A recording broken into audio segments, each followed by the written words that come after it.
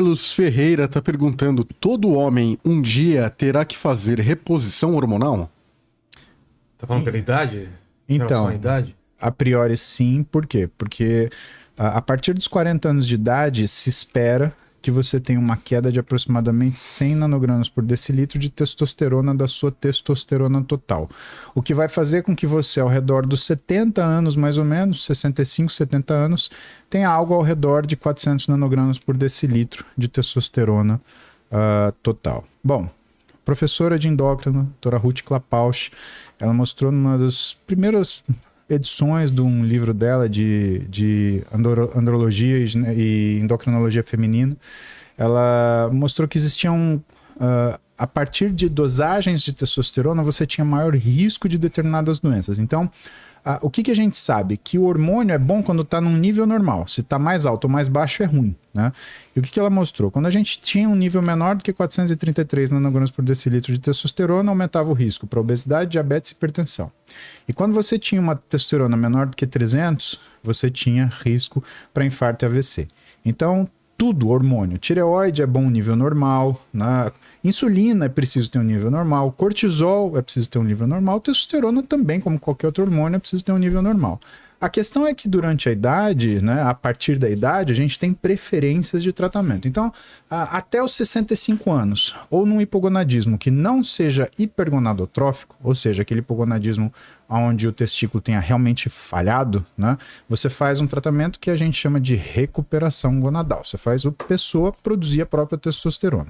Se você tem um hipogonadismo hipergonadotrófico, então a pessoa ela não tem um testículo funcionante, ou é um homem que teve que retirar o testículo porque teve câncer de testículo, porque ele teve trauma, né? Ou então porque ele está acima dos 65, 70 anos e realmente não tem produção de testosterona, aí você opta por reposição hormonal. E aí a coisa mais difícil do pessoal entender: não tem uma droga melhor. É um tipo que é adequado para cada tipo de paciente. Tem paciente que vai se adequar com um tipo de testosterona, tem paciente que vai se adequar com um tipo de gel, tem paciente que vai se adequar com um tipo de testosterona injetável. E é essa que é a arte da medicina, você conseguir saber cuidar desse paciente a ponto de descobrir qual é a melhor forma de suplementação para ele naquele momento, porque é outra coisa da reposição hormonal. Pode ser que dali 2, 3, 4 anos isso mude. E o médico tenha que mudar o tipo de medicação. E outra coisa importante é você pedir o exame certo. Eu vou te dar 2 exemplos. Pegava o sujeito obeso, pedia lá, ou, né, eu tô cansado. Não, vamos ver um exame de testosterona. Aí vinha lá, presta atenção, uma testosterona baixa, um SHBG baixo, um LH e um FSH, que são os hormônios que estimulam a produção de testosterona, baixos ou normais, e o estradiol baixo. Olha, você tá com hipogonadismo, vou te dar testosterona. Só que quando você faz a avaliação numa pessoa que está fora do peso e com síndrome metabólica, o que acontece? Existe um negócio chamado síndrome MOSH, que é o tipo de hipogonadismo específico da obesidade. E que se você der testosterona, é provável que você dificulte ainda mais o tratamento da síndrome metabólica por causa dos colaterais da testosterona. Então, o que é o ideal? Você deve tratar o hipogonadismo, ok. Mas o hipogonadismo num cenário de síndrome MOSH, ou seja, de obesidade, resistência periférica à insulina, é outro bicho. E você tem que tratar o que está causando, ou seja, o fator etiológico daquele hipogonadismo, que na verdade é uma síndrome metabólica. Por quê? Porque quando você tira a resistência à insulina, o homem volta a produzir testosterona. Então talvez o preço que você esteja pagando para tratar, por exemplo, um homem que está com síndrome metabólica, obesidade, resistência à insulina, você vai lá e coloca uma testosterona, é criar, por exemplo, uma infertilidade. Então essas coisas, né, exame é uma coisa bem complicada. A gente como médico não traz segurança para a gente trazer um monte de exame. Traz segurança saber por que você pediu. Porque a razão clínica de você pedir esses exames, quer dizer, as linhas de pensamento que você tem.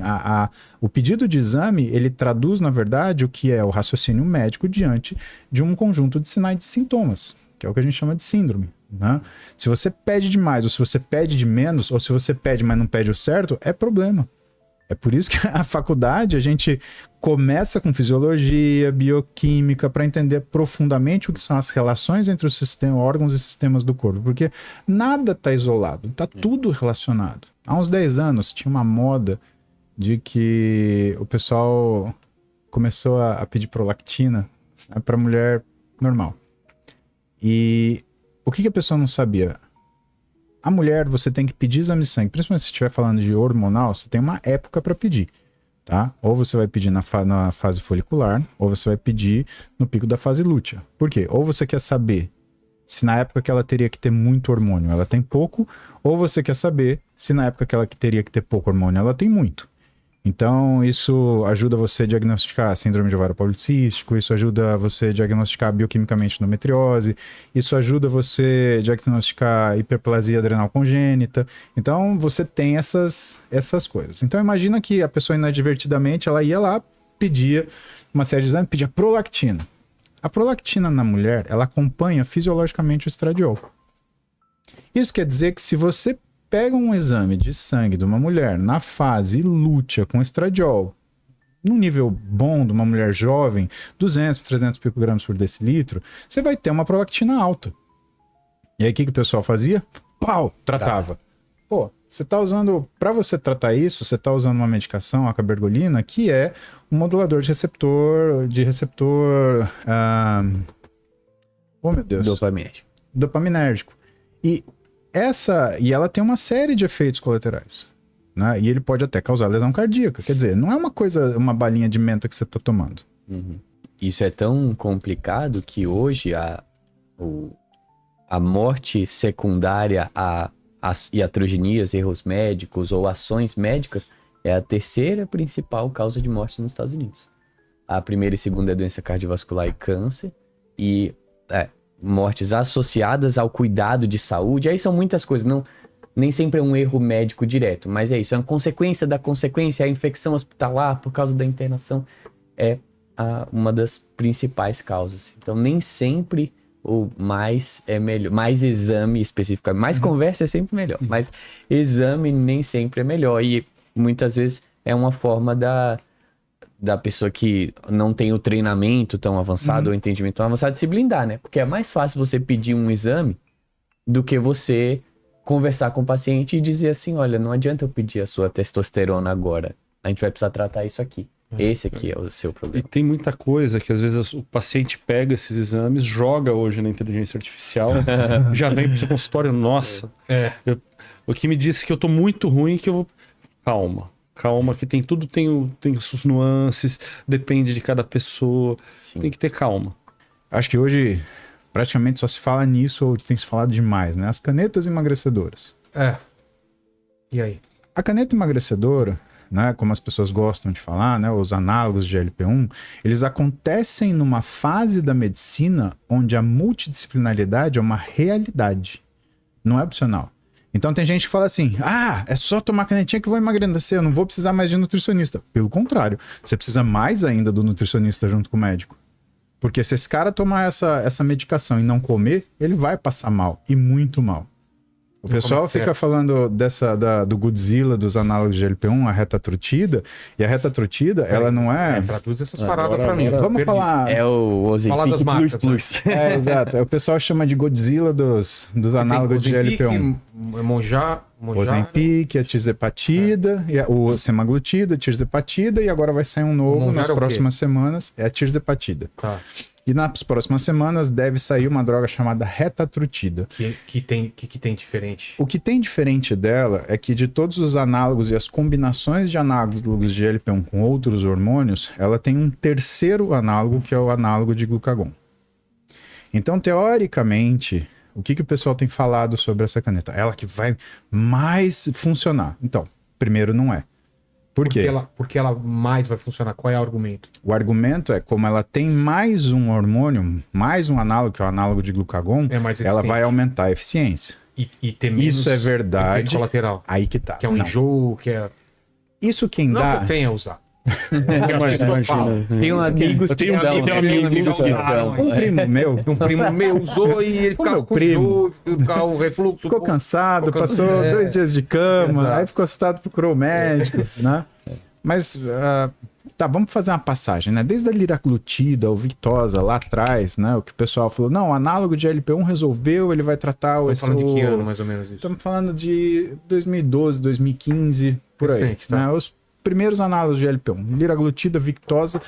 Quando saiu, acabou em todas as farmácias. Meus pacientes que tinham diabetes, eles mal tinham nessa época acesso. não viralizou que nem agora, né? Viralizou, sim. Sério? Falava muito isso? O quê? Não tinha na farmácia, cara. Mas qual era o nome? O nome era fantasia? Victoza. Victoza, tá. Você lembra? Não lembro, cara. Mas, tipo Então. assim, foi falado pra caramba, então. Saiu na revista. Aí quando saiu na revista, o negócio arrebentou. Acabou no dia seguinte.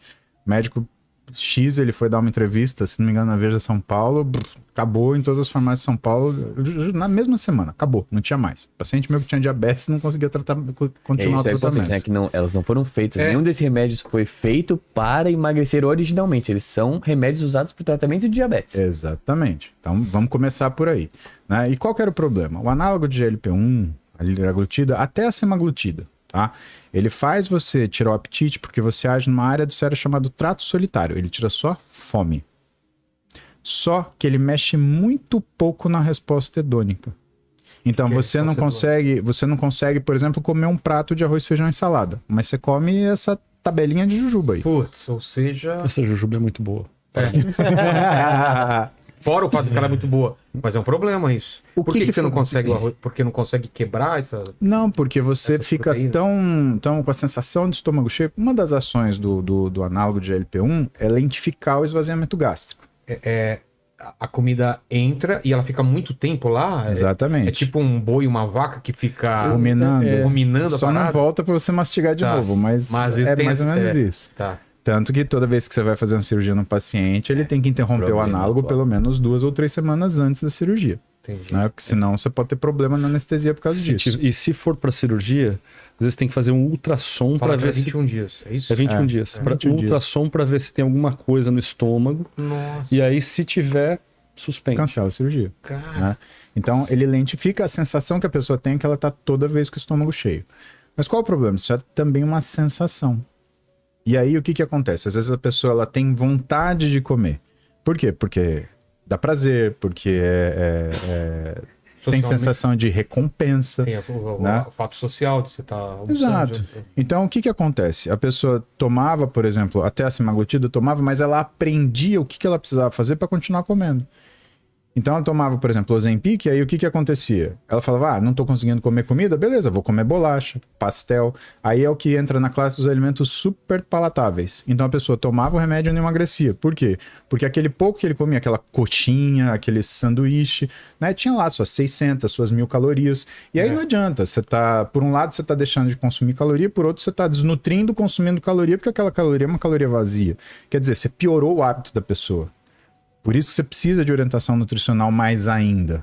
Porque senão essa pessoa ela perde massa muscular e continua ganhando gordura. O que a tirzepatida ela trouxe? Ela trouxe a junção do análogo de GLP-1 clássico com outro hormônio que é o GIP.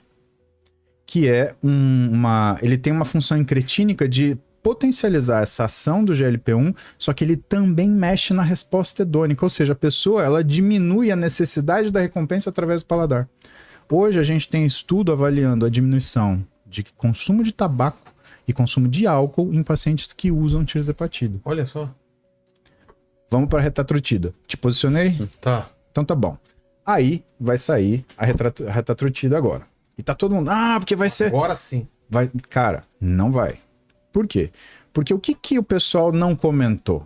Ele não comenta que o análogo de glucagon, por exemplo, né, e que teoricamente ele vem proteger um pouco mais a massa muscular, quando você comparar dos pacientes sedentários que tomam, pode ser que pela perda de peso as pessoas achem que a tirzepatida é melhor. Porque entenda, se você tem um análogo de GLP-1 e associações que a pessoa não perde tanto peso, ela fala, não é tão bom, porque as pessoas ainda confundem emagrecimento com perda de peso. Tudo bem? Tudo bem. Preservou massa muscular, a perda de peso não é tão intensa, então deixa pra lá. Eu vou continuar no mesmo. O outro problema é o seguinte, o análogo de glucagon, quando você não tem a quantidade de proteína, quando você não tem uma quantidade de energia suficiente, ele vai oxidar a gordura, porque aí, tudo bem, as pessoas elas têm razão quando elas falam, ele realmente queima gordura. Isso é verdade. Né? O análogo de glucagon, ele faz você fazer lipólise, ele faz você tirar a gordura da célula. Tudo bem? Só que se você não tiver uma dieta adequada, ele oxida aminoácido. Ou seja, você vai perder massa muscular mais rápido ainda. E aí você vai entrar num processo de desnutrição assistida. Nossa. Então, Anemia. sabe, por isso que cada vez mais essas medicações, elas tendem a ter a sua restrição, a sua permissão de uso controlada, né? Então você compra esses remédios somente com retenção de receita. Por quê? Porque supõe-se que tem um responsável por isso. E essas drogas, elas chegam numa situação que elas só poderiam existir se você tivesse uma prescrição precisa do que a dieta do paciente. Então, se você está achando que as drogas elas substituem, por exemplo, o nutricionista, você está muito enganado. Você precisa muito mais do nutricionista agora do que você precisava antes. Porque se você não tiver uma dieta balanceada, você vai destruir sua massa muscular. Aí você fala, mas eu não tô nem aí. Você tá preocupado com a sua aparência? Todas as pessoas que querem emagrecer, cara, estão preocupadas com a aparência. Não vem com essa ideia de falar, não me interessa. Tem sim. Quer se sentir bem com uma roupa, quer colocar uma roupa menor, quer conseguir usar um padrão de vestuário que não era capaz, quer. Só que o que acontece? Você chegou a ouvir falar de um negócio chamado Ozempic Face? Não. A pessoa usava o inibidor o análogo de GLP-1 e o que acontecia? Como destruía a massa muscular, a musculatura da mímica do rosto, ela ficava flácida. Então a pessoa parecia que envelhecia. Será que a gente acha foto disso, Romer? Coloca Ozempic Face no que era uma característica de quem tomava o muito característica. Nossa. Você olhava e falava, tá tomando Ozempic. Ou tá tomando o análogo de GLP-1. Tanto faz, mas qualquer um deles. Era um efeito não previsível. Não, é um efeito previsível, sim, é um efeito colateral. Nossa. Olha, cara. Isso daí. Essa parte assim meio... flácida, né? E aí você pode fazer o tratamento dermatológico o que for, meu amigo. Você pode de tacar massa muscular ali. fogo aí. Se você não tiver Por causa de perda de massa muscular. Exatamente. Então, assim, eu acho que também quando a gente fala de avanço de medicina ou avanço da saúde no geral, você entender que tudo que vai sair daqui para frente, ele tem uma condição sine qua non que será cuidado por uma equipe multidisciplinar? O médico ele pode ser o operador daquilo que é a ação imediata do que é a invasão física da cirurgia. Tá. Mas o que acontece depois, ou então da prescrição do remédio, mas o que acontece depois, que é o ambiente que a pessoa está colocado, isso é toda a medicina que foi criada e que é operada pelo nutricionista, pelo fisioterapeuta, pelo profissional de educação física, pelo técnico pelo TO. Sabe? A gente tem essa... As coisas elas evoluem, né? Justamente fazendo com que surjam profissionais ou que a profissão deles ela aumente a relevância justamente por uma questão de evolução. Né? Vamos pensar o contrário. Né? Quem que era o líder religioso, o médico e o administrador de uma comunidade? Era o pajé. Quer dizer, se a gente não voltar, se a gente não seguir essa linha essa linha de evolução, onde você tem especificações do que são as profissões e ações pertinentes, a gente está voltando... Para o misticismo, né? Para uma coisa tipo... Exato. A gente volta para a aldeia. O João falou de 10 anos atrás, 2015, o início dos análogos de GLP-1. Imediatamente antes, qualquer droga que você usava para tratar diabesidade, o paciente que tinha obesidade e diabetes, cara, era uma tristeza. Sim. Melhorou um pouquinho quando chegaram os inibidores de SGLT2, né, que são os cotransportadores de sódio e glicose. Então você conseguia melhorar o perfil glicêmico do cara, mas você não conseguia melhorar a obesidade. E quando você não melhorava a obesidade, você mantinha inflamação. E quando você mantinha inflamação, você mantinha lesão. Você mantinha o risco cardíaco, você mantinha o risco renal, você mantinha o risco metabólico geral. Quer dizer, a gente, 10 anos atrás, era muito limitado o que você podia fazer. Parece que a gente tá falando exato, da época da vovó, assim, sabe? E é 10 anos atrás. Eu, criança, eu vi minha avó acordar de manhã e aplicar insulina, né? E não era nem NPH na época dela. A gente tá falando de 1980 e pedrinha, né?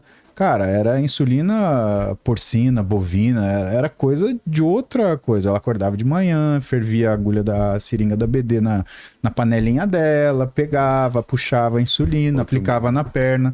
Cara, outro mundo. né? Hoje você tem bomba de insulina. O paciente ele põe lá um dispositivo que ele vai medir a glicemia dele e fazer as correções sem que ele precise. Você tem tipos de insulina, por exemplo, que a gente prefere trabalhar no atleta que tem diabetes, né? E que elas têm uma sensibilidade que, por exemplo, respeita o que é a variação de glicemia dele. Então você pega uma insulina hoje, Tresiba, por exemplo, que é o que a gente usa mais com os atletas, né? Ela é muito segura em relação a dar hipoglicemia. Então você consegue entregar para esse cara um perfil, né, e uma duração maior também, uma insulina que chega a durar 36 horas, quer dizer, você aumenta a cobertura. E o diabetes, cara, é que hoje a gente fala como se fosse uma coisa simples, mas isso, sei lá, 100 anos atrás, a pessoa morria disso adolescente, cara. O hospital, ele tinha uma sala, que era a sala onde levava as pessoas que tinham diabetes, as pessoas assim, as crianças e adolescentes levavam para essa sala para literalmente morrer, porque não tinham o que fazer. E de repente agora virou uma coisa que a gente, o fulano tem diabetes, tá? Pega a caneta dele, aplica insulina, tá aplicando certinho no intervalo?